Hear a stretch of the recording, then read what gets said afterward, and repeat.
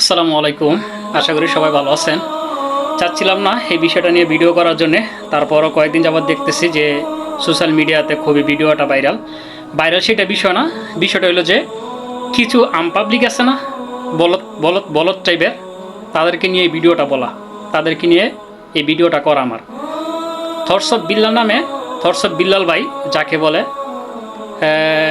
অনেকেই চিনবেন। যে সে কী করে, গল্প সন্ধে সন্ধে গল্প বলে এবং কি মানুষদেরকে ছোট করে।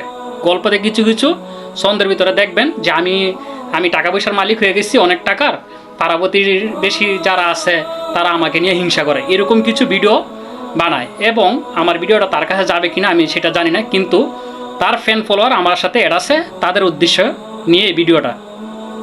একটা বই সে বের করছে, হৃদয় ভাঙ্গার গর্জন বইটার নাম। সে বইটা বের করছে, বইটার মূল্য 1000 টাকা, সর্বোচ্চ 60 থেকে 62টা পৃষ্ঠা। দেখেন ভাই, আমি একটা বই কিনছি, এই বইটা মনের শক্তি, এখানে আপনার 377টা পৃষ্ঠা আছে। হ্যাঁ, এই যে সাবিত রায়হান ইন্টারন্যাশনাল, ওনাকে বিশ্বে মোটামুটি অনেক মানুষ জানে। এই বইটা আমি কিনছি 599 টাকা দিয়া। এখানের 2টা পৃষ্ঠা পড়া আর ওনার পুরো বইটা পড়া এক সমান কথা। সে এত মোটা বইটা বিক্রি করছে মাত্র 599 টাকা, আর সে 60টা 62টা পৃষ্ঠা, 1000 গল্প আর কি, 1000 ছন্দ সে বানাইছে, বইটার মধ্যে লেখছে, তার মূল্য হইল 1000 টাকা। এখন আপনার মতো বলদ যে সে এই বইটা কিনে, ভাই আপনি একটা জিনিস চিন্তা করেন, যে সে সোশ্যাল মিডিয়াতে আসছে, আসার পরে সে ভিডিও কিছু তৈরি করে, বা আপনি ভিডিওগুলো দেখেন বা শেয়ার করেন, বা আপনার কাছে ভালো লাগে, ভালো লাগতেই পারে, একজন মানুষ ভালো লাগতেই পারে। এর জন্য আপনি কি এত টাকাতে একটা বই কিনবেন? কাজী নজরুল ইসলাম যদি তার মতো বই বিক্রি করতো, সে মিলিয়ন মিলিয়ন টাকার মালিক হইতো। ঠিক আছে, দেখেন তার বইটা 2-6 মাস 1 বছর পড়বে, এরপরে ফালাই দিবে। আর কাজী নজরুল ইসলাম ওনার যে বই বানাইছে বা বিক্রি করছে, এখন পর্যন্ত মানুষ এই বই পড়ে উপকৃত হয়।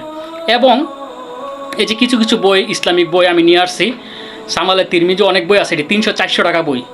2টা পৃষ্ঠা আপনার জীবনটাকে চেঞ্জ করে দিতে পারে, 2টা পৃষ্ঠা বইয়ের জীবনটাকে চেঞ্জ করে দিতে পারে। আমার শত্রু আমি, এই বইটা, সেই বইগুলো পড়লে আপনার এই দুনিয়া তো শান্তি, আখেরা তো শান্তি। অতএব এই ফালতু মানুষের পিছনে না পইরা ভালো বই কিনেন, ভালো কিছু পড়েন, ভালো জ্ঞান অর্জন করেন, ভবিষ্যতে কাজে লাগান। আর এই ফালতু কিছু মোটিভেশন কথা বললে আর কথা শুন না, মানুষকে ছোট করেন না। আজকে যে ভিডিওটি আপনি বানান, তার থেকে শুন না পাশের বাড়ির মানুষ আপনাকে খুব খারাপ মনে করে। আজকে দেখেন, আমি যদি সাধারণ একটা ভিডিও বানাই যে আমি বড়লোক হয়ে গেছি, এখন আমার পাড়া প্রতিবেশী কেউ আমাকে দেখতে পারে না, হিংসা করে, আপনি এরকম একটা ভিডিও বানাইতেছেন, পাড়া প্রতিবেশীকে আপনি ছোটো করতেছেন।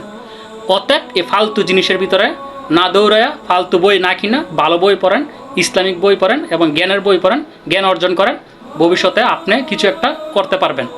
আশা করি আমার কথা বুঝতে পারছেন। ভালো থাকবেন। আসসালামু আলাইকুম।